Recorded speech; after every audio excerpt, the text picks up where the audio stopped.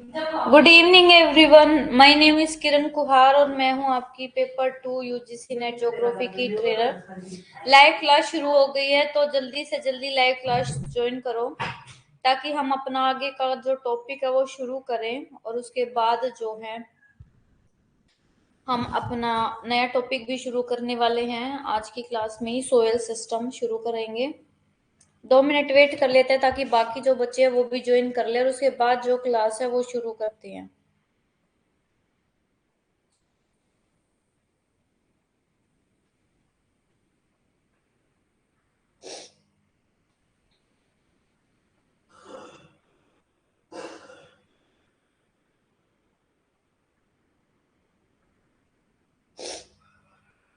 जल्दी से class join करो बेटे।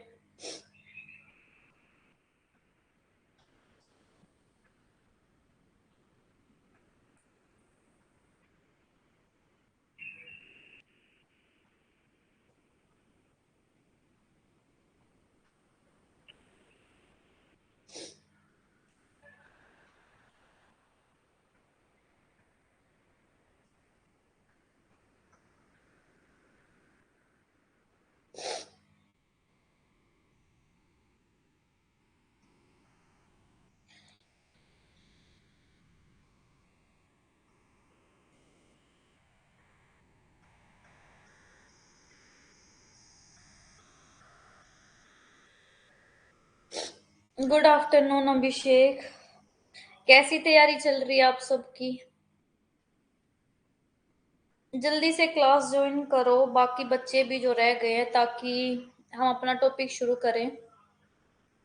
और हमारी बस 2 यूनिट रह गई है और आज हम हमारी 3 क्लास है तो हम कोशिश करेंगे हमें हमारे कम से कम इन्वायरमेंट के 4 से 5 टॉपिक कंप्लीट हो जाए, कवर हो जाए। ठीक है, तो क्लास शुरू करते हैं।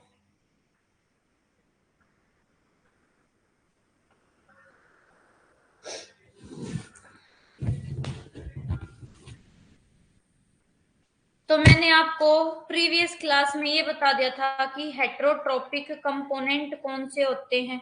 ठीक है, इसमें मैंने आपको सेप्रोफाइट्स बता दिए थे, पैरासाइट और होलोजोनिक क्या होते हैं ये भी बता दिए थे। अब आगे चलते हैं। अब आपके जो इकोसिस्टम है ना, इकोसिस्टम के जो एलिमेंट है उसको 4 कैटेगरी में डिवाइड कर रखा है फंक्शन के बेस पे। ठीक है, तो सबसे पहले हैं बेटा आपके एबायोटिक एलिमेंट।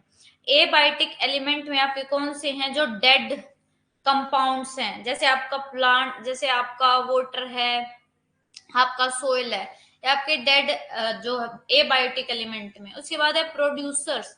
प्रोड्यूसर्स कौन है? ग्रीन प्लांट जो प्रोड्यूस करते हैं, ऑटोट्रोप। ठीक है, ऑटोट्रोप क्या होते हैं?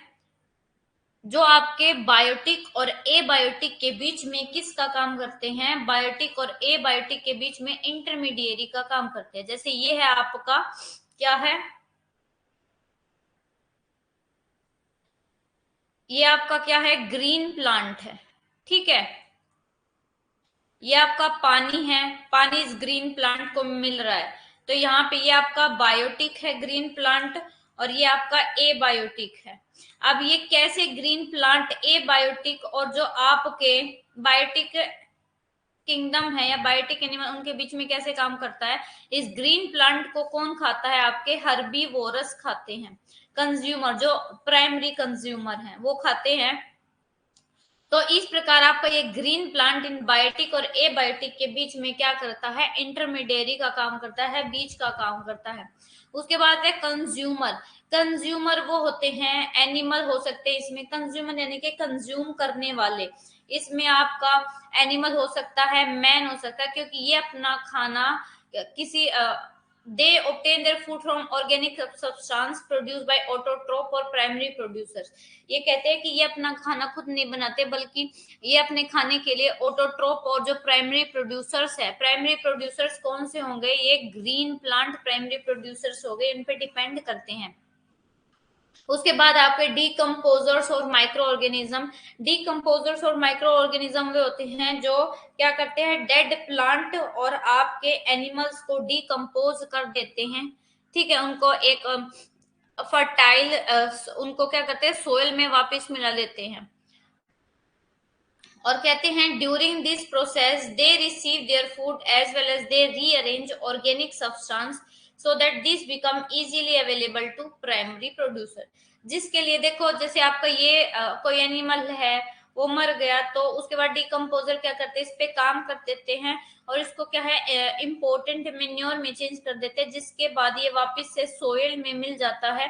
और सोइल में मिलने के बाद बेटे क्या होता है, इसको प्लांट्स अपनी रूट के थ्रू ग्रहण कर लेते, इसमें जो न्यूट्रिएंट्स होते हैं। ये देखो आपका, ये आपका प्रोड्यूसर है, ठीक है, ये प्रोड्यूस करने वाला है, फोटोसिंथेसिस प्रोसेस की हेल्प से ये प्रोड्यूस करता है।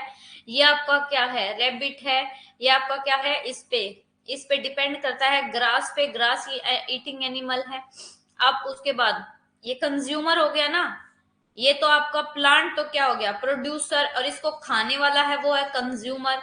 अब इसको भी, मीट को कौन खाता है, आपके सेकेंडरी कंज्यूमर, यानी कि आपके कार्निवोरस। ये आपका हर्बीवोरस है, हर्बीवोरस को कौन खाते हैं, कार्निवोरस, ठीक है। तो इस तरीके से आपकी ये साइकिल चलती है। अब फंक्शनिंग ऑफ इकोसिस्टम है, ये आपके लिए इंपॉर्टेंट है। देखो, जो आपका इकोसिस्टम है ना, इकोसिस्टम में फंक्शन किसके वजह से होती है, सन की एनर्जी की वजह से। याद रखना, सन की एनर्जी इकोसिस्टम के फंक्शनिंग के लिए, यानी कि इकोसिस्टम में काम करवाने के लिए, जो भी आपके प्रोसेस होते हैं, दो आपके लिविंग बींग्स है, उनके बीच में इंटरेक्शन होता है, आपका नाइट्रोजन साइकिल, आपकी ऑक्सीजन, कार्बन, ये सारी साइकिल चलती है। ये किसकी वजह से चलती है, आपकी एनर्जी की वजह से चलती है। जैसे आपका वाटर साइकिल है, एग्जांपल लो, वाटर साइकिल कहाँ से शुरू होता है, ये आपका सरफेस है, सरफेस पे पानी है, ये सन है, सन की एनर्जी आई, एनर्जी ने ये पानी को क्या किया, पानी को वाष्प में बदल कर ऊपर गया, ये वाटर वेपर, फिर वाटर वेपर कंडेंस हो गया, और कंडेंस हो गया वापस ये पानी के फॉर्म में नीचे आ गया, और इस प्रकार ये वाटर की साइकिल चलती रहती है। तो ये फंक्शन जो हो रहा है, ये किसकी वजह से हो रहा है, सन की एनर्जी की वजह से। तो हर साइकिल में जो फंक्शन हो रहा है वो सन की एनर्जी की वजह से हो रहा है, ठीक है। The functioning of an ecosystem depend on the pattern of energy flow. सबसे पहला कि जो फंक्शन इकोसिस्टम का, वो ये इस बात पर डिपेंड करता है कि इकोसिस्टम में एनर्जी का फ्लो कैसे है, क्योंकि जितने भी आपके लिविंग कंपोनेंट है इकोसिस्टम में, वे एनर्जी पर डिपेंड करते हैं, ठीक है। अब ये आपके लिए पीवाईक्यू है, आपसे ये पूछा गया कि इकोसिस्टम में जो एनर्जी, एनर्जी की डायरेक्शन क्या है, यूनी डायरेक्शनल पाथ है। यूनी डायरेक्शन यानी कि बेटे एक ही डायरेक्शन में आपकी एनर्जी एक ही डायरेक्शन में जाती है, ऐसा नहीं है कि वापस नीचे मुड़कर आ गई, नहीं। यूनी डायरेक्शनल का मतलब है कि जैसे पहले आपका, जैसे आप इस यूनी डायरेक्शनल में देखो, आपको बताती हूँ, जैसे ये आपका सन है, सन से पहले एनर्जी किसने ली, ग्रीन प्लांट ने। सबसे पहले ग्रीन प्लांट में आई एनर्जी, ग्रीन प्लांट को किसने खाया, हर्बीवोरस ने, हर्बीवोरस को किसने खाया, कार्निवोरस ने, कार्निवोरस को किसने खाया, ओमनीवोरस ने। तो आपका देखो एनर्जी का ट्रांसफर होता है ग्रीन प्लांट से हर्बीवोरस, हर्बीवोरस से कार्निवोरस, कार्निवोरस से ओमनीवोरस। तो इस प्रकार आपकी एनर्जी की जो डायरेक्शन है वो क्या है, यूनी डायरेक्शनल पाथ है, ठीक है।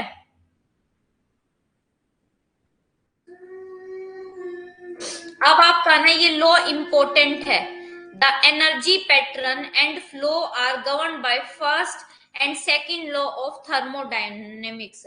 अब ये एनर्जी के ना आपके दो लॉ दे रखे हैं, ठीक है।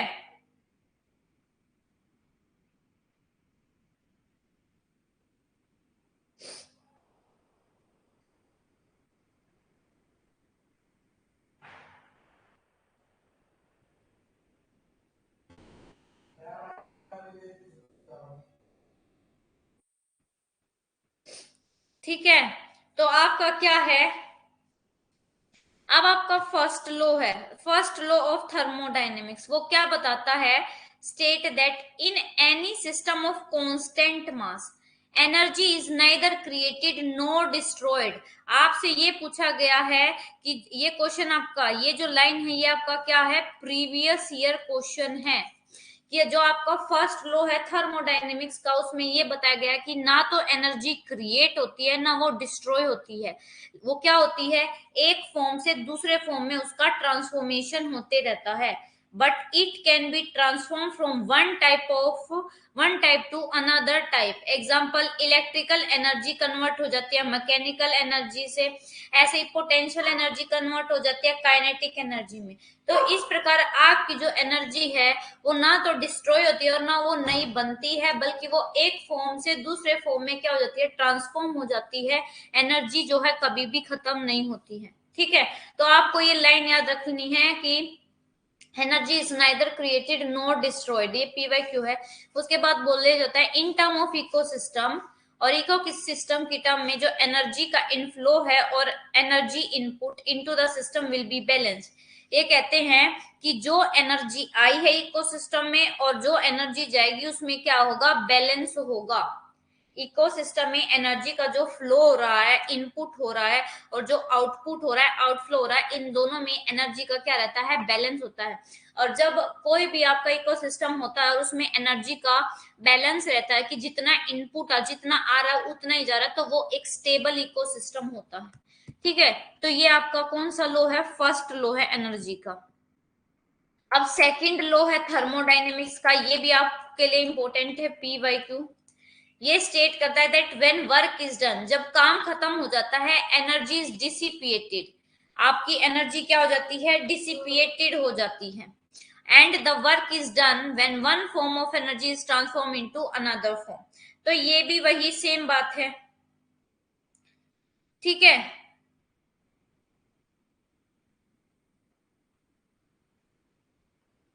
डिसिपेटेड का मतलब क्या होता है बेटे, कि धीरे धीरे कम होते होते गायब हो जाना, समाप्त हो जाना। कि जब काम खत्म हो जाता है ना, तो जो एनर्जी है वो धीरे धीरे डिसिपिएट हो जाती है, खत्म हो जाती है। And the work is done, जब काम खत्म हो जाता है, when one form of energy is transform into another form.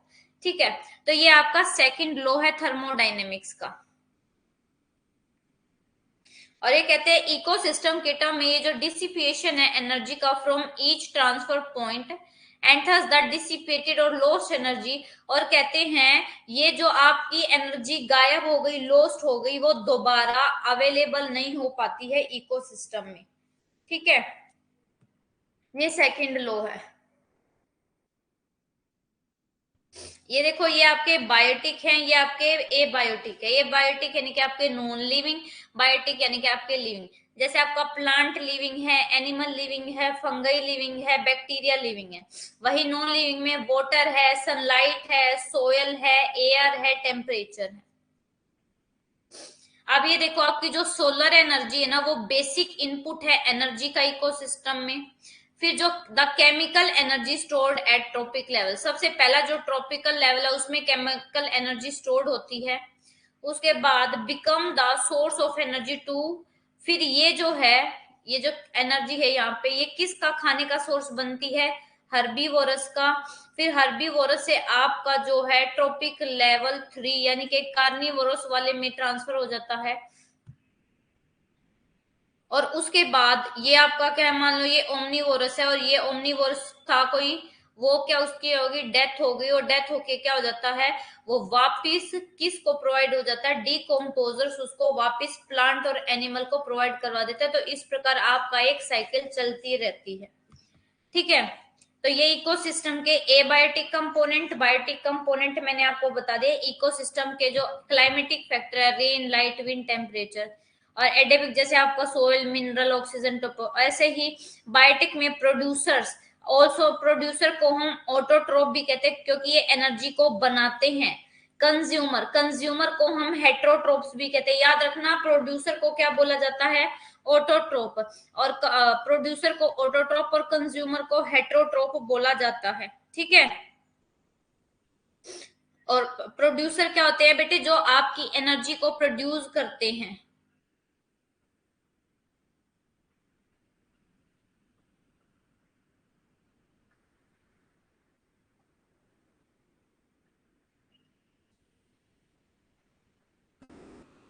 याद रखना, आपके प्रोड्यूसर्स को क्या बोला जाता है, ऑटोट्रोप, और कंज्यूमर्स को क्या बोला जाता है, हेट्रोट्रोप। क्योंकि प्रोड्यूसर खाना बनाते हैं, कंज्यूमर उस बनाए हुए खाने को कंज्यूम करते हैं, खाते हैं। उसके बाद डीकम्पोजर को हम रिड्यूसर या सेप्रोट्रोप्स भी कहते हैं, क्योंकि ये आपका एनर्जी को रिसाइकल कराने में हेल्प करते हैं। ठीक है, अब आपके लिए ना ये इंपॉर्टेंट है, यहां से आपका क्वेश्चन आया है PYQ, आपसे ये क्वेश्चन पूछा है मैक्रो एलिमेंट्स कौन से हैं इकोसिस्टम में। तो जो मैक्रो एलिमेंट्स प्लांट्स को लार्ज क्वांटिटी में चाहिए है बेटा, वो है आपका ऑक्सीजन, कार्बन और हाइड्रोजन। ये क्वेश्चन कैसे लिखा था आपका, CHO। तो आपका जो सबसे ज्यादा क्वांटिटी में प्लांट्स को नीड पड़ती है वो है आपका और कार्बन डाइऑक्साइड, ऑक्सीजन और आपका हाइड्रोजन। फिर आपके आते हैं माइनर और माइक्रो एलिमेंट्स में, मतलब कि जो प्लांट्स को थोड़े से कम अमाउंट में चाहिए मैक्रो एलिमेंट से, इसमें आपका नाइट्रोजन है, फोस्फोरस है, पोटेशियम है, कैल्शियम है, मैग्नीशियम है, सल्फर है। ठीक है, याद रखना NP2CMS। ठीक है, यानी कि आपका नाइट्रेट है, आपका नाइट्रोजन है, फोस्फोरस है, पोटेशियम है, कैल्शियम है, मैग्नीशियम है, सल्फर है। उसके बाद आपके ट्रेस एलिमेंट, यानी कि ये बहुत ही स्मॉल अमाउंट में चाहिए हैं। इसमें आपका देखो आयरन है, जिंक है, मैग्नीज है, कोबाल्ट है। तो अब ये क्वेश्चन आप कर सकते हो। ठीक है, अब आपका एक प्रोसेस है रूट ऑस्मोसिस, ये आपका PYQ है, ये पूछा गया है।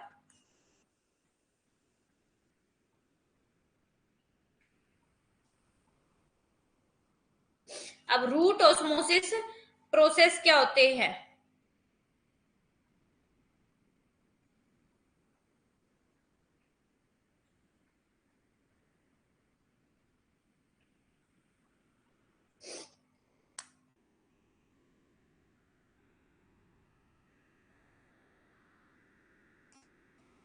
अच्छा, रूट ऑस्मोसिस का मतलब होता है बेटे, जब आपका पेड़ है, जब आपका कोई पौधा है और उस पौधे की जड़ें वाटर आपकी सोयल से लेती है, तो उस प्रोसेस को बोला जाता है रूट ऑस्मोसिस प्रोसेस। ठीक है, are pulled into soil from where these are taken by plant in solution through the process root osmosis, यानी कि जड़ की थ्रू जब आपके ये पेड़ हैं, ये आपका मान लो कोई प्लांट है और ये उसकी क्या है, ये उसकी जड़ें हैं, तो अपनी जड़ों के माध्यम से जब ये सोयल से कोई भी सोयल से पानी लेता है, तो इस प्रोसेस को बोला जाता है रूट ऑस्मोसिस प्रोसेस। ठीक है, उसके बाद बोलते हैं द प्लांट देन कन्वर्ट, उसके बाद ये जो प्लांट है क्या करते हैं, आपके एलिमेंट को इजीली चेंज कर देते हैं। ठीक है, ये आपके बायोकेमिकल प्रोसेस की हेल्प से, जैसे फोटोसिंथेसिस प्रोसेस की हेल्प से, फोटोसिंथेसिस प्रोसेस की हेल्प से क्या करते हैं कि सन की सनलाइट मिल जाती है, पानी मिल जाता है रूट के थ्रू, और फिर वे अपना खाना बना लेते हैं। ठीक है, और प्लांट की ग्रोथ होती है। Thus, the nutrient drive to by energy flow pass into various components. अब आपकी जो एनर्जी है ना अलग अलग कंपोनेंट से पास हो जाती है, बायोटिक कंपोनेंट से और एबायोटिक, और इसको बोला जाता है बायोजियोकेमिकल साइकिल। बायोजियोकेमिकल साइकिल यानी कि बेटे आपकी आपकी जैव भू रासायनिक चक्र बोला जाता है।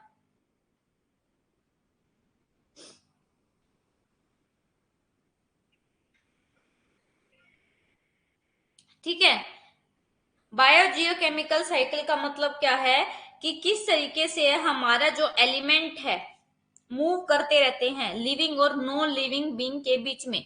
जैसे आपका पानी है, पानी आपके लिविंग बीइंग और नॉन लिविंग बीइंग दोनों में क्या करता रहता है, अपनी मूवमेंट शो करता रहता है। अभी अभी साइकिल आपको बताई, ये देखो ये होता है आपका रूट ऑस्मोसिस प्रोसेस। जब आपका पेड़ों की जो जड़ें होती हैं, जड़ों के माध्यम से मिट्टी से आपका क्या लिया जाता है, पानी लिया जाता है, उसको बोला जाता है रूट ऑस्मोसिस।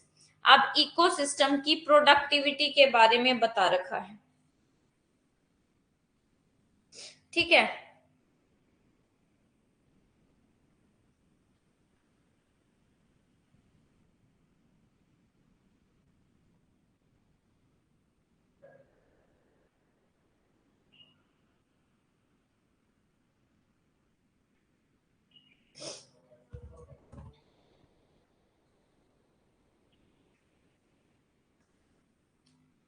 अच्छा, अब आपका इकोसिस्टम प्रोडक्टिविटी क्या होता है बेटे? वो एनर्जी, जो वो परसेंटेज एनर्जी का जो हमारे इकोसिस्टम में क्या करती है, एंटर करती है।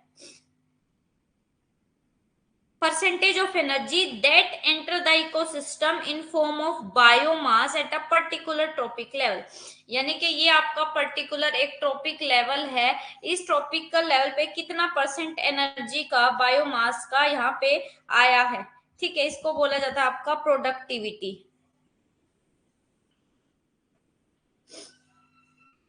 ठीक है,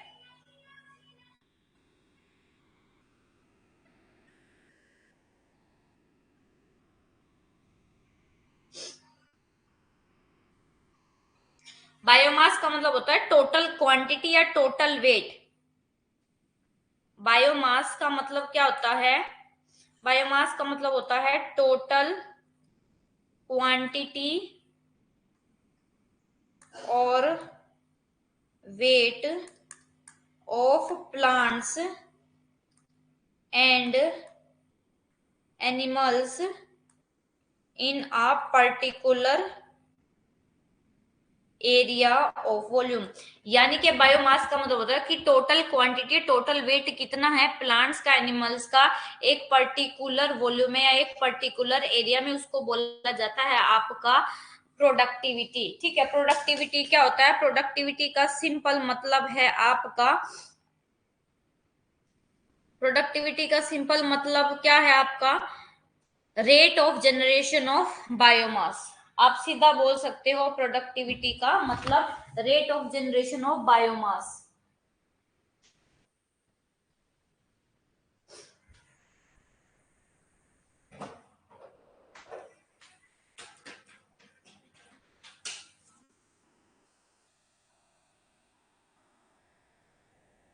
ठीक है, आ गया समझ में?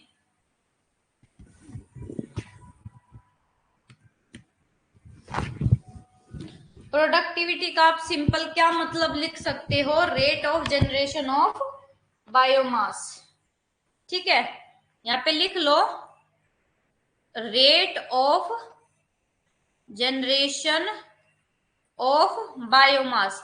बायोमास का मतलब क्या है कि जो टोटल आपका क्वांटिटी है, टोटल वेट है प्लांट्स का, एनिमल्स का पर्टिकुलर वॉल्यूम पे। ठीक है, तो यही होता है आपका प्रोडक्टिविटी ऑफ इकोसिस्टम। उसके बाद बोलते हैं the production of organic matter और एनर्जी बाय ऑटोट्रोप। अच्छा, जो आपकी एनर्जी का प्रोडक्शन ऑटोट्रोप करते हैं, यानी कि आपके प्राइमरी जिनको प्राइमरी प्रोड्यूसर कहते हैं, ठीक है, एंड अ ग्रीन प्लांट्स, इनको प्रोडक्शन एक्टिविटी में क्या किया जाता है, इन्वॉल्व किया जाता है, इनको प्राइमरी प्रोड्यूसर बोला क्योंकि ये सबसे पहले आपके अर्थ पे फूड बनाते हैं, ये ग्रीन प्लांट्स होते हैं। उसके बाद आपकी जो इकोसिस्टम की प्रोडक्टिविटी दो बात पर डिपेंड करती है कि आपकी सोलर रेडिएशन की अवेलेबिलिटी कितनी है, ठीक है, ट्रॉपिक लेवल 1 पे। उसके बाद प्लांट्स में कितनी एफिशिएंसी है कि वो सोलर एनर्जी को केमिकल एनर्जी में चेंज करे, जिसके बाद उस केमिकल एनर्जी को ग्रीन प्लांट यूज करके अपने टिश्यू को बिल्डअप करे। ठीक है, अब आपका जो प्रोडक्शन है वो टू वे में जो है बेटे मेजर किया जाता है। एक है आपका ग्रोस प्राइमरी प्रोडक्शन, एक है आपका नेट प्राइमरी प्रोडक्शन। ठीक है, तो ग्रोस प्राइमरी प्रोडक्शन क्या है कि आपकी जो टोटल अमाउंट है एनर्जी की, कि आपकी टोटल एनर्जी आपके पास कितनी है ट्रॉपिक लेवल 1 पर, ठीक है, उसको बोला जाता है आपका ग्रोस प्राइमरी प्रोडक्शन। अब आपका नेट प्राइमरी प्रोडक्शन क्या होता है? वो अमाउंट ऑफ एनर्जी जो कि ट्रॉपिक लेवल 1 पर प्रेजेंट है, ठीक है, जो आपकी नेट प्राइमरी प्रोडक्शन है ना, वो क्या कर देता है? एक्सक्लूड कर देता है उस अमाउंट ऑफ एनर्जी को जो लॉस हो जाती है रेस्पिरेशन, यानी कि जब पौधे सांस लेते तो सांस लेते समय कुछ एनर्जी का लॉस हो जाता है, तो उस एनर्जी को निकाल के जो एनर्जी बच गई उसको बोला जाता है नेट प्राइमरी प्रोडक्शन। ठीक है, थस आपका नेट प्राइमरी प्रोडक्शन आप कैसे निकालते हो? Gross primary production minus the energy lost, जितनी एनर्जी लॉस हो गई रेस्पिरेशन के थ्रू सांस लेते समय और जो बच गई उसको बोला जाता है net primary production. Net primary production represent the usable amount of energy. तो नेट प्राइमरी प्रोडक्शन क्या है, रिप्रेजेंट करते जो यूजेबल अमाउंट है एनर्जी का ट्रॉपिक लेवल 1 पे, ठीक है। उसके बाद बोलते हैं the ecosystem productivity whether gross और नेट इज जनरली। देखो आपकी इकोसिस्टम की जो प्रोडक्टिविटी है, चाहे वो ग्रोस हो चाहे वो नेट हो, वो किस में मेजर की जाती है, ग्राम पर मीटर स्क्वायर डे और ईयर, ठीक है। उसके बाद बायोमास मैंने आपको बता दिया, बायोमास होता है टोटल क्वांटिटी और वेट लिविंग मटेरियल का, यानी कि आपके एनिमल और प्लांट्स का पर यूनिट एरिया पे, ठीक है। ये आप क्या बायोमास में क्या आपका सूखा भार लिया जाता है प्लांट्स का और एनिमल्स का, ठीक है। और प्लांट्स एंड एनिमल बायोमास में be measured and represented separately, और इनका बायोमास और क्या कहता है अलग अलग सेपरेटली लिखा जाता है। अभी आपके लिए इंपॉर्टेंट है, जो ईपी ओडम में 1959 में उन्होंने 3 लेवल दिए प्रोडक्टिविटी पे वर्ल्ड स्केल के अकॉर्डिंग। सबसे पहले है the region of high ecological productivity. तो आपका सबसे पहला रीजन है हाई इकोलॉजिकल प्रोडक्टिविटी का। ये कहाँ पे है, जहाँ पे आपका शैलो वाटर एरिया होगा, यानी कि जहाँ पे गहराई ज्यादा नहीं होती पानी की, मोइस्ट फॉरेस्ट, आपके एल्यूवियल प्लेन और रीजन ऑफ इंटेंसिव फार्मिंग, ठीक है। सेकंड है the region of low ecological productivity, ठीक है। ये आपका आर्कटिक स्नो कवर्ड एरिया, आपके desert, wasteland, deep ocean area, ये सब आपके लो इकोलॉजिकल प्रोडक्टिविटी। थर्ड है आपका रीजन ऑफ इंटरमीडिएट, यानी कि एक हाई और लो के बीच में जो है उनको बोला जाता है इंटरमीडिएट इकोलॉजिकल प्रोडक्टिविटी। इसमें आपके ग्रासलैंड, आपके शैलो लेक, आपके फार्म लैंड है, ये सब इंक्लूडेड है, ठीक है। अब आपकी इकोसिस्टम की स्टेबिलिटी किस पे डिपेंड करती है बेटे, इकोसिस्टम की स्टेबिलिटी का मतलब होता है बैलेंस। बैलेंस होता है जो एनर्जी आई और गई उन दोनों के बीच का जो बैलेंस होता है उसको बोला जाता है इकोसिस्टम की स्टेबिलिटी। कहते हैं मींस बैलेंस बिटवीन इनपुट यानी कि कंजम्पशन एंड आउटपुट यानी कि production of energy and normal functioning of different biochemical cycle and stable condition of concentration of all elements। तो इसको बोला जाता है स्टेबिलिटी, यानी कि जितना इनपुट हुआ है एनर्जी का उतना ही आउटपुट हो, यानी कि जितना प्रोडक्शन हुआ है उतना ही कंजम्पशन हो, ठीक है। अब एक होता है आपका होमोस्टेटिक मैकेनिज्म। होमोस्टेटिक मैकेनिज्म क्या है, एक जो नेचर एंड नेचर की सेल्फ रेगुलेटिंग मैकेनिज्म है, नेचर का नेचुरल प्रोसेस है कि जो नेचुरल इकोसिस्टम है वो होमोस्टेटिक प्रोसेस के थ्रू अपने आप को क्या कर लेता है, हील कर लेता है। जो भी उसमें चेंज हुआ है या जो भी उसमें अनबैलेंस हुआ है तो वो उसको क्या कर लेता है, काउंटर बैलेंस कर लेता है खुद से ही, उसमें ह्यूमन बीइंग्स की जरूरत नहीं पड़ती, ठीक है। अभी आपकी स्टेबिलिटी की थ्योरी दी है, द डाइवर्सिटी स्टेबिलिटी थ्योरी, ठीक है। और ये क्या बता देता है, ये इकोलॉजिकल स्टेबिलिटी से बताता है, ये बताता स्टेट दैट इकोसिस्टम डाइवर्सिटी, जो इकोसिस्टम की डाइवर्सिटी होती है और कॉम्प्लेक्सिटी होती है वो एनहेंस करती है पॉपुलेशन की स्टेबिलिटी को, ठीक है। ऐसे ही इन्होंने सबने बोल रखा है, ये आपको याद करने के लिए जरूरी नहीं है। अब ये आपके लिए इंपॉर्टेंट है कि जो मैन है, मैन ने बहुत सारी इंस्टेबिलिटी की है जिससे नेचुरल इकोसिस्टम को क्या हुआ है, खतरा हो रहा है। सबसे पहले हम डिस्ट्रॉय कर रहे हैं, हम कंप्लीटली डिस्ट्रॉयड और पार्टली हम नेचर को पूरे तरीके से या हाफ तरीके से नेचर और नेचर की जो वेजिटेशन है या ओरिजिनल एनिमल स्पीसीज है उनको रिप्लेस कर रहे हैं या उनको डिस्ट्रॉय कर रहे हैं, ठीक है। दूसरे देश की वेजिटेशन अपने देश में उगा रहे हैं, तो इसकी वजह से हमारी जो नेटिव वेजिटेशन है वो खत्म होती जा रही है। अब ये इंपॉर्टेंट है, ये पीवाईक्यू पूछा गया था और आपसे पूछा गया था इनमें से ऐसा कौन सा फैक्टर है जिसकी वजह से हमारे इकोसिस्टम का क्या हुआ है, इकोसिस्टम को खतरा पहुंचा। तो ये था आपका exotic plant introduction, introducing exotic plant, यानी कि जो फॉरेन में प्लांट्स और एनिमल्स उगाए जाते हैं वो यहाँ पे लेके आए और हमारे नेचुरल हैबिटेट में हमने उसको रखना शुरू कर दिया जिसकी वजह से उसके नेगेटिव इम्पैक्ट पड़े, ठीक है। उसके बाद है आपका फॉरेन केमिकल सब्सटेंस, फॉरेन में बनने वाले chemical substance, chemical fertiliser, pesticide, insecticide, इन सब का हमने यूज किया, उसकी वजह से हमारे नेचुरल इकोसिस्टम को खतरा पहुंचा। उसके बाद है इंक्रीजिंग और डिक्रीजिंग द ओरिजिनल, अच्छा अब जो हमारी एटमोस्फेयर है, एटमोस्फेयर में जो ओरिजिनल रेशियो है गैस का वो भी किसी गैस का बढ़ रहा है किसी गैस का कम हो रहा है। जैसे आपका 1850 से जो आपका कार्बन डाइऑक्साइड है उसका 50% में जो है बढ़ोतरी आई है। ठीक है, तो जो लगातार आपके इन्वायरमेंट की केमिस्ट्री में चेंज हो रहा है, तो इसकी वजह से क्या हो रहा है, आपकी ग्रीन हाउस गैस की प्रॉब्लम बढ़ रही है, ग्लोबल वार्मिंग हो रही है। और लास्ट है मैनिपुलेशन ऑफ इन्वायरमेंटल प्रोसेस। ठीक है, इन्वायरमेंटल प्रोसेस को जब हम मैनिपुलेटेड कर देते हैं।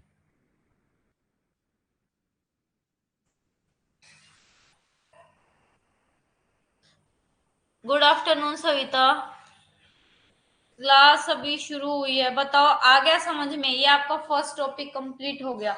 अब इसके बाद हम सोयल सिस्टम शुरू करेंगे। पहले ये बताओ मुझे, ये आपको समझ में आ गया?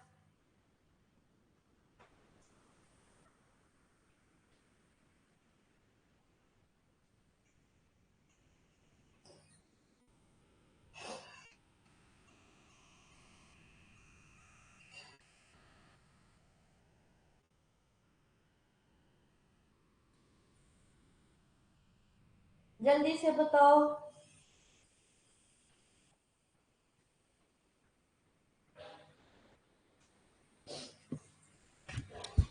आ गया ना? चलो अब आगे चलते हैं। ठीक है, अब मैं एक बार अगली आपकी पीपीटी ओपन कर लेती हूँ।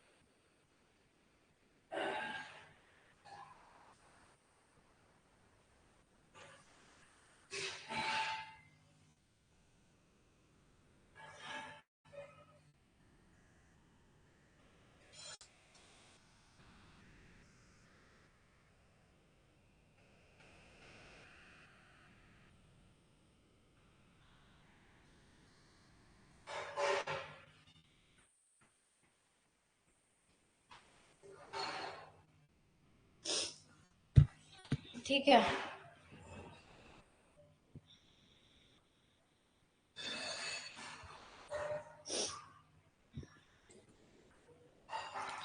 अच्छा हमने इन्वायरमेंट एंड इकोलॉजी पढ़ लिया, इकोसिस्टम पढ़ लिया। अब आ गया सोयल सिस्टम पे। फंक्शन, इकोसिस्टम के फंक्शन में ट्रॉपिक लेवल पढ़ लिए। अब एनर्जी फ्लो में आपकी ये बायो जियोकेमिकल साइकिल है वो हम पढ़ेंगे।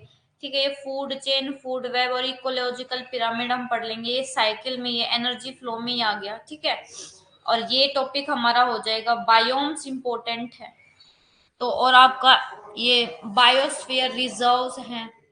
आज हम लास्ट वाली क्लास में बायोस्फीयर रिजर्व और वाइल्ड लाइफ कंजर्वेशन वाला टॉपिक कर देंगे। आपके 21 टॉपिक है सस्टेनेबल डेवलपमेंट गोल और पेरिस एग्रीमेंट, ये भी हम कर लेंगे। अब आज हमारा सबसे पहले है सोयल सिस्टम। सबसे यानी कि आपका मृदा तंत्र। सोयल क्या होती है? सोयल जो हमारी अर्थ की क्रस्ट है, क्रस्ट के ऊपर ये जो लूज और अनकंसोलिडेटेड मटेरियल है, ब्रेक्ड यानी कि टूटा फूटा जो मटेरियल हमारी क्रस्ट के ऊपर बिछा हुआ है, उसको बोला जाता है आपका सोयल। और ये सोयल कैसे बनती है? हमारी जो रॉक्स है, रॉक्स के टूटने फूटने से बनती है। हमारी जो सोयल है, सोयल मेन बनती है हमारी weathering plus erosion plus transportation plus deposition, इन सभी प्रोसेस की वजह से बनती है। ठीक है, उसके बाद आपका देखो, ये जो हमारे रामन है, इन्होंने सोयल के बारे में बता रखा है कि सोयल किसे बोलते हैं। अब आपका एक होता है ट्रू सोयल और टॉप सोयल, और एक होता है आपका सब सोयल। तो ट्रू सोयल कौन सी होती है? जो आपका ये सोयल है, सोयल की जो सबसे ऊपर वाली जो परत होती है उसको बोला जाता है ट्रू सोयल और टॉप सोयल। ट्रू सोयल और टॉप सोयल होती है which represent the upper most layer of the soil and support all type of plant life. ठीक है, तो ट्रू सोयल और टॉप सोयल कौन से होते हैं? जो हमारी क्रस्ट, जो हमारी जो क्रस्ट है, क्रस्ट की जो सबसे ऊपर वाली परत होती है उसको बोला जाता है ट्रू सोयल टॉप सोयल। और ये सभी तरीके की जो सोयल है, ये जो सोयल है, ये सोयल सभी तरीके की जो प्लांट लाइफ है इसको सपोर्ट करती है, क्योंकि अगर सोइल नहीं होगी तो आपके जो प्लांट है वो ग्रो नहीं कर पाएंगे, क्योंकि उनको ग्रो होने के लिए मिट्टी की बहुत ज्यादा जरूरत है, मिट्टी के बिना वो ग्रो नहीं कर पाएंगे। इसलिए आपका जो सोइल है, सोइल सभी तरीके की जो प्लांट की लाइफ है उसको सपोर्ट करता है, उनके सस्टेनेंस इस पे सोइल पे डिपेंड करता है। दूसरी आपकी सब सोइल, सब सोइल आपकी कौन सी सोइल होती है, जो वेदर्ड मटेरियल होता है पेरेंट रॉक का, ठीक है, लेकिन इसमें कोई न्यूट्रिएंट नहीं होते जैसे आपके टॉप सोइल और ट्रू सोइल में होते हैं, ठीक है। उसके बाद है the soil zone is consider to be great biology, अच्छा सोयल को एक बहुत बड़ी बायोलॉजिकल फैक्ट्री यानी कि आपकी जैविक फैक्ट्री के रूप में जाना जाता है। क्यों? क्योंकि बेटे ये जो आपकी सोयल है ना, सोयल सभी तरह के जीवन को सपोर्ट करती है, ठीक है, क्योंकि जितने भी आपका प्लांट्स है, एनिमल्स है, वो सारा हमारा किस पे डिपेंड करता है, सोयल पे। तो एक तरीके से जो सोयल है वो एक बायोलॉजिकल फैक्ट्री की तरह काम करती है। The soil system is the product of, अच्छा जो सोयल है, सोयल किसका प्रोडक्ट, आपके इन्वायरमेंट और बायोलॉजिकल प्रोसेस का, जो इन्वायरमेंट और ये बायोलॉजिकल प्रोसेस आपस में एक दूसरे से इंटरेक्ट करते हैं, तो इसकी वजह से आपकी सोयल बनती है।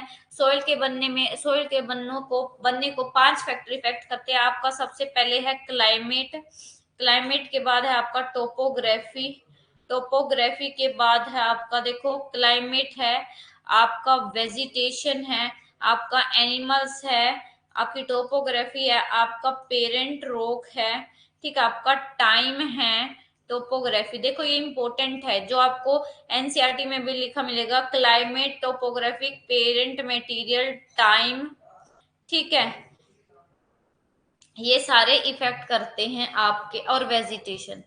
अब उसके बाद है सोयल सिस्टम के क्या क्या कंपोनेंट है। देखो आपकी जो सोयल है ना बेटे, सोयल में 2 लेयर होती है, जिसमें से आपको मैंने बता दिया सोलम, ठीक है, सोलम यानी कि आपका ट्रू सोयल, जो सबसे ऊपर वाली परत होती है उसको सोलम भी बोलते हैं, जिसमें लूज पार्टिकल्स होते हैं। सब सोयल जोन वो होता है जिसमें इनऑर्गेनिक मैटर होता है, ठीक है, और इसको हम कभी कभी रेगोलिथ भी बोल देते हैं। सम टाइम में जो पूरा जो होल जोन है वेदर्ड रॉक का मटेरियल का, इसको हम क्या बोल देते हैं, रेगोलिथ बोल देते हैं, ठीक है। उसके बाद कहते हैं जो इम्पोर्टेंट मिनरल है ना इस सोयल से, the important mineral of soil zone are olivine, ये इंपॉर्टेंट आपको मिनरल बता रखे सोइल के, ओलिवाइन है, हाइपरसेंथीन है, ओगाइट है, होर्न ब्लेंड है, बायोटाइट है, पोटाश है, कैल्शियम प्लेगियोक्लेस है, कैल्शियम एल्केली है, पेरिग्लोसेल है, ये आपके बता रखे हैं, ठीक है। उसके बाद कहते हैं जो ये कॉन्टिन्यूस जो प्रोसेस है रीऑर्गेनाइजेशन का, टेक्सचर और जो मिनरल ब्रेकडाउन है ये लगातार चलता रहता है, ठीक है। जो साइज है मिनरल्स का, the size of minerals increase, जैसे जैसे गहराई बढ़ती जाती है तो जो मिनरल है सोइल के उनका भी जो साइज है वो बढ़ जाता है, ठीक है। देखो ये आपकी सोइल की लेयर, ये सबसे ऊपर वाली जो लेयर है इसको बोला जाता है आपका सोलम या ट्रू सोइल, ठीक है, ये ऑर्गेनिक मैटर। उसके बाद फिर आपका आता है ये सरफेस सोयल, फिर आपकी आती है सब सोयल, फिर आपकी पेरेंट रॉक और फिर बेड रॉक। याद रखिए आपके सबसे पहले आती है ऑर्गेनिक मैटर, ऑर्गेनिक मैटर यानी कि जो प्लांट पौधे खिले हुए हैं। उसके बाद आपका सरफेस सोयल, सरफेस सोयल को आप ट्रू सोयल या सोलम भी बोलते हो, फिर आपका सब सोयल, फिर आपका पेरेंट रॉक और फिर आपका बेड रॉक, ठीक है, ये आते हैं। तो आपको देखो ये रूट ऑस्मोसिस का प्रोसेस तो बता चुकी है, अब मेरा है रेट ऑफ इनफिल्ट्रेशन, ठीक है। कहते हैं the amount of water held by the soil is determine the, अच्छा पानी आपका जो सोयल है, सोयल में कितना अमाउंट है पानी का, ये हमें इनफिल्ट्रेशन की वजह से बनता है। किसकी वजह से? हमारा जो रेन है, रेन पानी का, बारिश की पानी का जो फिल्ट्रेशन होता है अंदर जाता है और पानी पिघलता है, ठीक है, तो इसकी वजह से हमें पता चलता है कि सोयल में जो पानी है वो कितना है।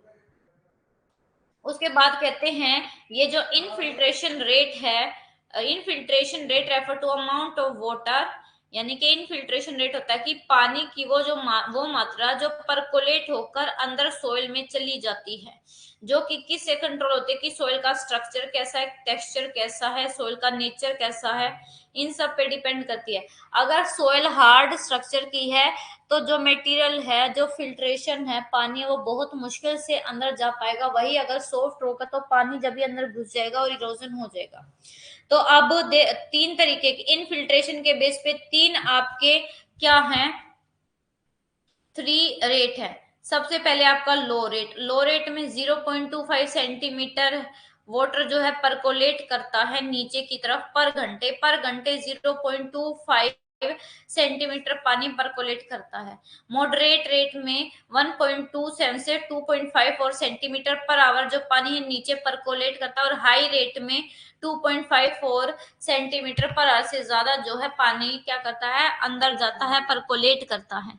ठीक है। अब आपका है सब, अब आपकी ये जो पानी है ना, पानी के बेस पे तीन तरीके की स्टेज बता रखी है, saturated stage, field capacity stage और विल्टिंग स्टेज। सबसे पहले होती है आपकी सेचुरेटेड स्टेज।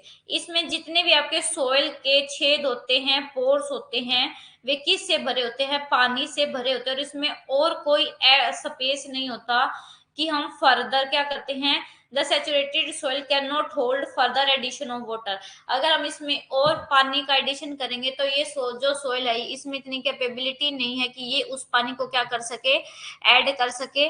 ठीक है। और जिसकी वजह से अगर हम और पानी देंगे तो ये पानी क्या है, फिर ऊपर से जाएगा, क्योंकि ये जो है आपकी सोइल स्टोर नहीं कर पाते। इसको बोला जाता है सेचुरेटेड जोन। इसमें क्या होते हैं, 100% पानी फिल हो जाता है। उसके बाद आपकी field capacity stage. Field capacity stage में जो 50% आपकी जो सोयल है, सोयल के जो खाली स्पेस है वो बचे हुए होते हैं। ठीक है।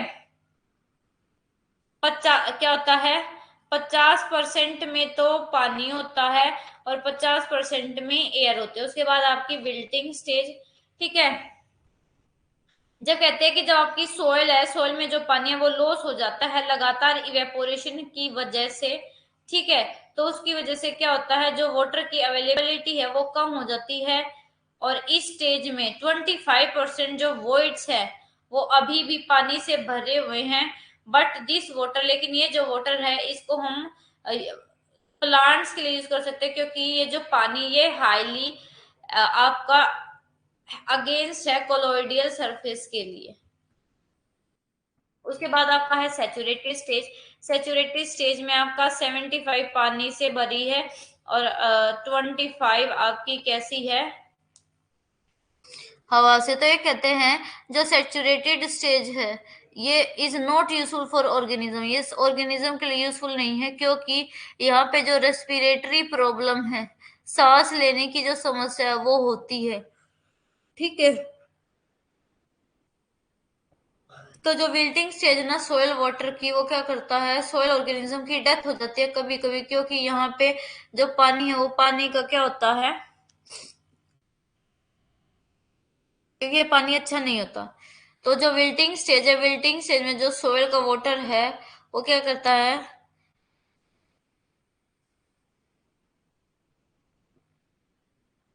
जो सोयल है मिट्टी की डेथ हो जाती है। तो इसी वजह से क्या होता है, जो वाटर है फील्ड कैपेसिटी में और विल्टिंग स्टेज में वो ज्यादा सुटेड है हमारे सोयल ऑर्गेनिजम्स के लिए। ठीक है। अब देखो जो सोयल का टेम्परेचर है वो बहुत ज्यादा इंपॉर्टेंट फैक्टर है। 2 मिनट रुको, एक बार इसको पढ़ो आप, क्या दे रखा है।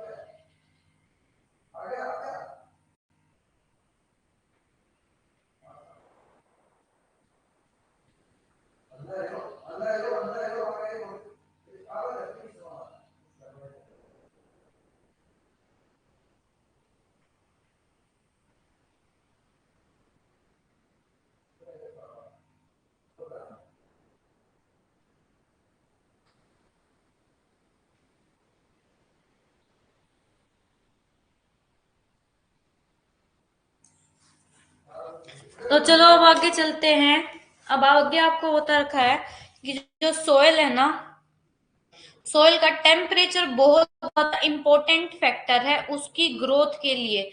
देखो सोयल की ग्रोथ के लिए टेम्परेचर यानी क्लाइमेट के जितने भी फैक्टर है, टेम्परेचर, रेनफॉल और आपका नाइट्रोजन गैस, ऑक्सीजन, ये सारे इंपॉर्टेंट है। अगर ये एक भी परसेंटेज जो इनको ऑप्टिमम वैल्यू जितनी भी चाहिए इन सभी की अगर वो नहीं मिलते तो ये अच्छे से ग्रो नहीं कर पाते हैं।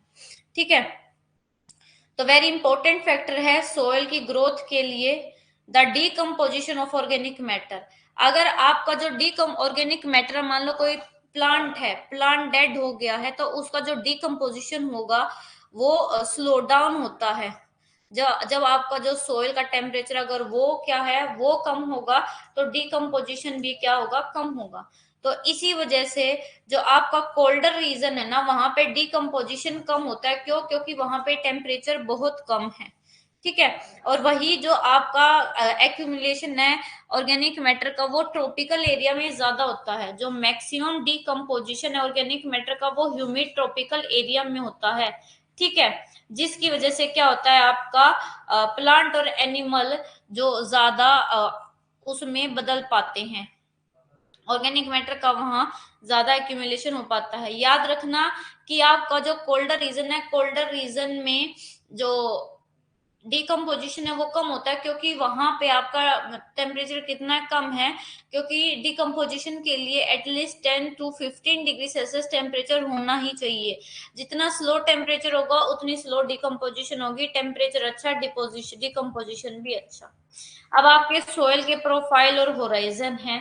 आपको पता है हमारे सोयल के जो होराइजन है, देखो पहले तो दो है मेन, ऑर्गेनिक होराइजन और मिनरल होराइजन। ऑर्गेनिक होराइजन में O1 और O2 है, इसमें आपका ABCD है ना। ऑर्गेनिक होराइजन कौन सी है? वो जो सबसे ऊपर वाली सोइल की लेयर है ना उसको बोला जाता है आपका ऑर्गेनिक होराइजन। ठीक है, इसको कैपिटल लेटर O से शो किया जाता है। ये है O1। O1 के बाद छोटा सा आपका O2। इस O2 होराइजन में आपको ह्यूमस मिलता है। ठीक है, the process of humus formation, जो ह्यूमस फॉर्मेशन की जो प्रोसेस है, therefore the development of O2 horizon is called humidification। देखो आपके O2 होराइजन को ह्यूमिफिकेशन बोला जाता है क्योंकि O2 होराइजन में क्या होता है, ह्यूमस का फॉर्मेशन होता है। ये दो देखो, आपका सबसे पहले है O organic soil. Organic soil में क्या है आपका O1 O2। O1 को क्या बोला गया है, O1 में तो आपको इतना खास नहीं होता, लेकिन O2 को ह्यूमिफिकेशन भी बोला जाता है क्योंकि वहां पे क्या बनता है आपका ह्यूमस। तो या उसके बाद ए है आपकी सरफेस, सरफेस के बाद आपकी सब सोइल, फिर सब स्ट्रेटम, फिर बेड रॉक। ठीक है, उसके बाद है आपके जो मिनरल होराइजन है वो दो तरीके के हैं, स्केलेटन मिनरल और क्ले मिनरल। ठीक है, जो अपर मोस्ट लेयर है हमारे मिनरल होराइजन की उसमें भी कुछ ऑर्गेनिक मैटर मिलता है, जबकि ABC होराइजन में बहुत ज्यादा वेरिएशन मिलते हैं। ठीक है, हर मिनरल होराइजन में। अब ये देखो A1 A2 A3, तो आपका O है, O से A1 में पास हुआ। ठीक है, आपके जितने भी सारे एलिमेंट्स है वो क्या आ गए, A1 में आ गए।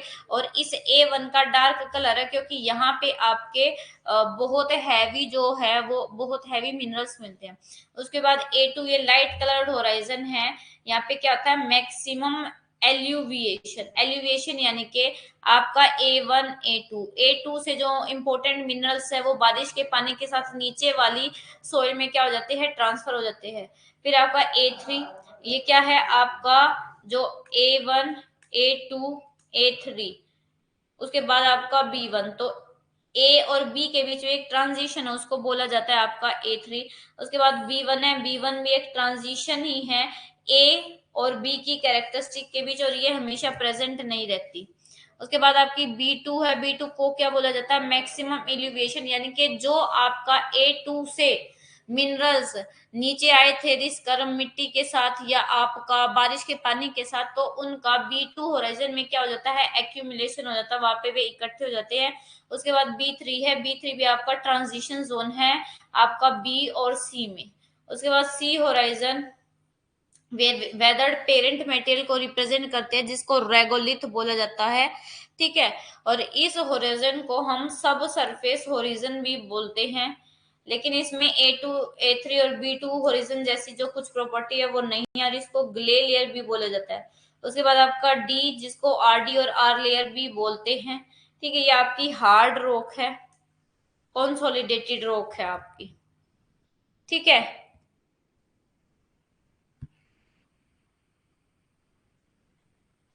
आया समझ में? सोयल सिस्टम, अब सोयल की जो फॉर्मेशन है उसके भी कुछ फैक्टर्स हैं, वो पढ़ लो कि सोयल फॉर्मेशन किस किस मेथड से होती है। जो सोयल का जो प्रोसेस है उसमें आपके फिजिकल, केमिकल और बायोलॉजिकल तीनों मेथड जो है हेल्प करते हैं किसी भी जगह की पेडोजेनिक प्रोसेस, यानी कि पेडोजेनिक का मतलब है सोयल की फॉर्मेशन। सोयल की स्टडी को बोला जाता है पेडोलॉजी। याद रखना, सोयल की स्टडी को क्या बोला जाता है, पेडोलॉजी। और वही जो आपकी रॉक है, रॉक्स की स्टडी को बोला जाता है आपका पेट्रोलॉजी, ठीक है। यानी कि चट्टान विज्ञान, और ये आपका मृदा विज्ञान। अब सोयल फॉर्मेशन को चार ग्रुप में डिवाइड किया। सबसे पहले है ट्रांसकोलेशन। ट्रांसकोलेशन का मतलब मूवमेंट। अब मूवमेंट यानी कि आपके मिनरल्स की एक जगह से दूसरी जगह मूवमेंट। आपका मैंने बताया था इल्यूविएशन। इल्यूविएशन में मैंने आपको बताया था होराइजन, आपका पहले तो होता है एल्यूविएशन, ठीक है। इल्यूवेशन, अब आपका इल्यूवेशन क्या होता है, A2 से आपका B2 में जब भी होराइजन में मिनरल्स का ट्रांसफर होता है, एक्यूमुलेशन होता है, उसको बोला जाता है elevation. Capillary reaction, capillary reaction क्या होती है, नीचे से ऊपर की तरफ मूवमेंट होती है, ठीक है, ग्राउंड वाटर की।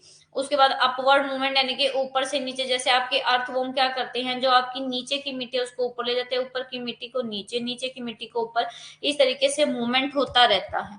उसके बाद आपका होता है मेलेनाइजेशन। मेलेनाइजेशन यानी कि आपको, आपने B2 जो है, B2 का जो है बहुत ज्यादा डार्क कलर है। क्यों कलर है डार्क, क्योंकि वहां पे आपके सारे मिनरल्स एक साथ क्या हो गए, इकट्ठे हो गए, इसलिए उसको बोला जाता है मेलेनाइजेशन।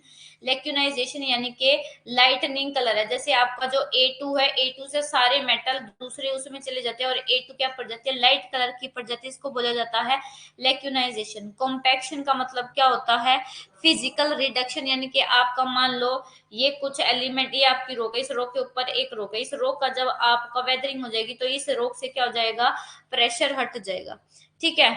और इन ड्यूरेशन का मतलब होता है हार्डनिंग, आपकी सोइल की प्रोफाइल का हार्डनिंग होना, इसको बोला जाता है इन ड्यूरेशन। अब आपका सेकंड प्रोसेस है ट्रांसफॉर्मेशन, यानी कि एक जगह से दूसरी जगह ट्रांसफॉर्म कैसे होता है। सबसे पहले आपका ओडिफिकेशन। ओडिफिकेशन में क्या होता है कि आपके हाइड्रोजन के आयंस जो है वो इकट्ठे हो जाते हैं, एक्यूमुलेट हो जाते हैं। फिर न्यूट्रलाइजेशन। न्यूट्रलाइजेशन यानी कि आप न्यूट्रल पढ़ा है ना, ना प्लस में ना माइनस में, यानी कि आपके यहाँ पे न्यूट्रल हो जाता है हाइड्रोजन के आयंस। ऑक्सीडेशन यानी कि यहाँ पे आपके आयरन ऑक्साइड की फॉर्मेशन होती है। रिडक्शन का मतलब ऑक्सीजन आयंस का लॉस हो जाता है। सॉल्यूशन का मतलब है आपका पानी में घुलना, जैसे आपका कैल्शियम कार्बोनेट है, चूना है, चूना पत्थर है, डोलोमाइट है, ये पानी के साथ बहुत जल्दी से क्या हो जाते हैं, घुल जाते हैं। उसके बाद प्रेसिपिटेशन यानी कि बारिश का पानी। उसके बाद हाइड्रेशन यानी कि जो मिनरल्स हैं वो क्या हो जाते हैं, स्वेल कर जाते हैं, यानी कि सूजने लगते हैं। क्यों, क्योंकि उनमें पानी की जो मात्रा वो बहुत ज्यादा हो जाती है। डिहाइड्रेशन क्या मतलब, पानी का लॉस हो जाना। हाइड्रोलिसिस यानी कि आपके जो कैटायंस है मिनरल्स के, वो हाइड्रोजन आयंस के द्वारा क्या कर दिए जाए, रिप्लेस कर दी जाए, ठीक है। डिकम्पोजिशन का मतलब क्या होता है, जो आपके मिनरल और ऑर्गेनिक मेटेरियल का क्या होता है, ब्रेक डाउन हो जाता है। ह्यूमिफिकेशन पता है आपको, जो ह्यूमस बनता है उसके फॉर्मेशन को ह्यूमिफिकेशन बोलते हैं। मिनरलाइजेशन आपको पता है कि जो मिनरल्स आपका क्या होता है, release of mineral in various form. जब आपका डिकम्पोजिशन का प्रोसेस होता है तो बहुत सारे जो मिनरल्स है वो अलग अलग फॉर्म में निकलते हैं, उसको बोला जाता है मिनरलाइजेशन। अब आपके कंबाइंड प्रोसेस है ट्रांसफॉर्मेशन और ट्रांसपोलेशन के, आपका सिलिकेशन यानी कि आपकी जब सिलिका एक जगह से दूसरी जगह आपकी ट्रांसफर हो जाती है, यानी कि इससे यहाँ आके क्या हो जाता है, यहाँ पे एक्यूमुलेट हो गई, इसको बोला जाता है सिलिकेशन। और डीसिलिकेशन यानी कि यहाँ से हटकर दूसरे में चलेगी। ऐसे ही कैल्सिफिकेशन यानी कि आपके कैल्शियम कार्बोनेट का जब एक साथ एक्यूमुलेशन होता है।